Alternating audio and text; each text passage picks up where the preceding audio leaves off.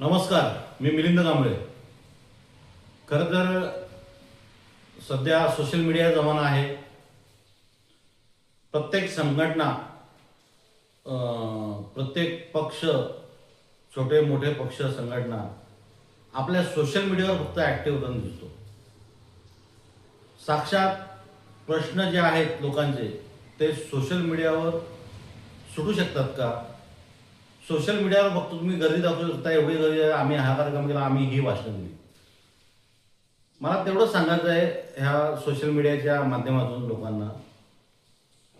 बऱ्याचशा संघटना आता बोलतात आम्ही तरुणांना नोकऱ्या देऊ, आम्ही व्यवसाय हे करू, आम्ही ते करू, आम्ही हा प्रश्न सोडवू. अनेक वर्ष आली, अनेक संघटना आहेत, अनेक वर्ष आली, अनेक पक्ष आहेत. दरवेळेस आश्वासन देत तरुणांना मतं घेतात, तरुण मंडळी त्यांच्या मागे येतात. आपल्याकडे जयंत्या प्रचंड प्रमाणात साजऱ्या करतात. जयंती साजरी करणं हा महापुरुषांचा सन्मान नसून हा राजकीय पक्षांचा उत्सव झाला आहे. कोणत्याही जयंतीला राजकीय स्वरूप प्राप्त होतं. छत्रपती शिवाजी महाराज, डॉक्टर बाबासाहेब आंबेडकर, महात्मा फुले अशा जयंत्या साजऱ्या केल्या जातात की त्यांना राजकीय स्वरूप प्राप्त आपोआप होतं. का तर राजकीय पुढारी त्यांना ह्या तरुण मंडळीला पैसे पुरवत असतात. प्रत्यक्ष आपल्या परिसरातले प्रश्न काय हा ठामपणे घेऊन कोण प्रश्न सोडवलाय का? कोणी आंदोलन करतो, कोण एक दिवस आंदोलन करतो, कोण उपोषण करतो. प्रश्न कुठं सुटतोय? तुम्ही प्रश्न सोडवा आणि सांगा आम्ही तुमचा प्रश्न सॉल्व्ह केला. आपल्या परिसरात आरोग्याचा प्रश्न आहे, ठाणेला ग्रामीण भागात. आपल्या परिसरात ॲम्ब्युलन्सचा प्रश्न आहे, रस्त्याचा प्रश्न आहे. मी राहतो जिथे पाण्याचा प्रश्न आहे, तिथे कचऱ्याचा प्रश्न आहे, तिथे डेव्हलपमेंटचा प्रश्न आहे. त्याच्यावर कोणतीही संघटना, कोणताही पक्ष बोलायला तयार नाही. एका गावात 100 पक्ष तयार आहेत. वेगवेगळ्या गटाचे वेगवेगळे नेते, खासदाराचे वेगळे, आमदाराचा वेगळा गट नाही वेगळा, जिल्हा परिषद सदस्यांचा वेगळा, ठेकेदारात कामं मिळतात तो वेगळा गट. म्हणजे मुळात जो प्रश्न आहे त्याला कोणी न्याय देतच नाही. माणसं जमवणं, सोशल मीडियावर आपला झेंडा फडकावणं आणि संघटना स्थापन करणं. प्रत्यक्ष तरुण आता मला तरी वाटतं तरुण पण वैतागला आहे त्या सोशल मीडियाला.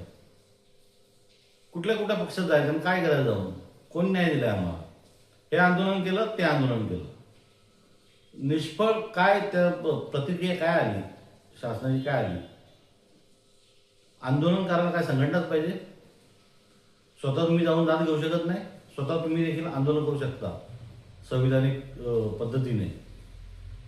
स्वतः रस्त्यावर बसू शकता, एकटे बसू शकता, कोणाचाही आधार न घेता, कोणाच्या कुबड्या न लावता.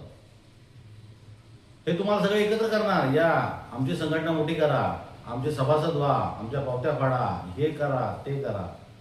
प्रत्यक्ष जो गरजवंत आहे, जो आज परिसरातला तरुण आहे, तो गोडाऊनलाच कामाला जातो. शासनाला कोणी जो जाब विचारलाय? केंद्र सरकार नोकऱ्या उपलब्ध करून येणार होता, कोणी जाब विचारलाय आजपर्यंत? महाराष्ट्र शासन नोकऱ्या उपलब्ध करून देणार होता, जाब विचारलाय? आज अत्यंत अल्प कर्मचारी काम करतात.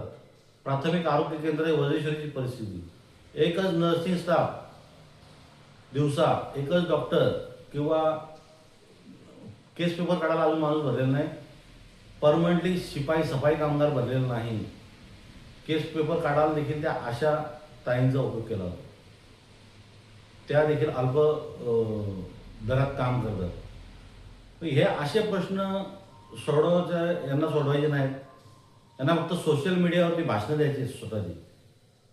म्हणजे स्वतःचं कवच तयार करायचं आहे, स्वतःभोवती गार्ड आपल्याला तयार करायचं आहे आणि स्वतःची सुरक्षा करायची ही संघटनेच्या माध्यमातून. तर मला स्पष्ट दिसते आणि अनेकांना स्पष्ट दिसत असेल. त्यातून अनेक त्यांना राजकीय फायदे मिळत असतील, त्यांची कामं होत असतील. पण त्या तरुणांचा तुम्ही उपयोग करून घेता. त्या तरुणांना काय उपयोग? आज माझ्यासारखा कुठल्याही संघटनेत जायला तयार नाही. माझे प्रश्न आहेत, मी स्वतः मांडतो, मी लढतो, मी नडतो. जे काय होईल ते मला कोणाच्या कुबड्या घ्यायची गरज नाही. मला कायदा कळतो, मला वाचता येतं, मला लिहिता येतं. मला कुठं आंदोलन करायचं ते माहीत आहे. सोशल मीडिया माझा स्वतःचा आहे, त्यावर मी आक्रमकपणे माझी भूमिका मांडू शकतो. मित्रांनो, हे बोलायचं कारण एक प्रचंड वैताग येतो, त्रास येतो. आपण एखादी गोष्ट मांडली सोशल मीडियावर, आपल्याला टार्गेट केला जातं. तुम्ही चांगली एखादी गोष्ट मांडा सोशल मीडियावर, तुमच्याला लाईक पण करायला घाबरतात लोक. त्यांनी बघितलं, यांनी बघितलं तर चांगलं काम करेल त्याला उद्धव केलाच पाहिजे. आज तुकाराम मुंडे साहेब एवढा मोठा अधिकारी आहे. आज मुख्यमंत्र्यांनी त्यांना आदेश दिले, तुम्ही चांगलं काम करा, आपल्याला महाराष्ट्र चांगला घडवायचा. कुणालाही न घाबरता थेट पंगा घेणारा माणूस हा तुकाराम मुंडे. बदलीला न घाबरता, नोकरी जाईल याला न घाबरता, कोण मारेल याला न घाबरता, अशी माणसं तयार व्हायला पाहिजे तो महाराष्ट्रामध्ये. नेते मंडळी काय नेते मंडळी स्वतःची पोळी आणि पक्ष मोठा करणार आणि स्वतः मोठे होणार, ह्याच्या पलीकडे नेते मंडळाचं काम नाही. आणि तरुणांना विनंती करतो, कुठल्याही संघटनेच्या याला कृपया करून बळी पडू नका आणि त्या सोशल मीडियाला तर अजिबात पडू नका. सोशल मीडिया हे व्यासपीठ नाही. कागद पेन घ्या, तुम्ही लेखी अर्ज करा. कलेक्टरपासून तर मुख्यमंत्र्यांना तुम्हाला तक्रार करता येते, तुमच्या तक्रारीची दखल घेता येते. प्रत्येक दखल घेतलेला ID कोड असतो, ते बघा.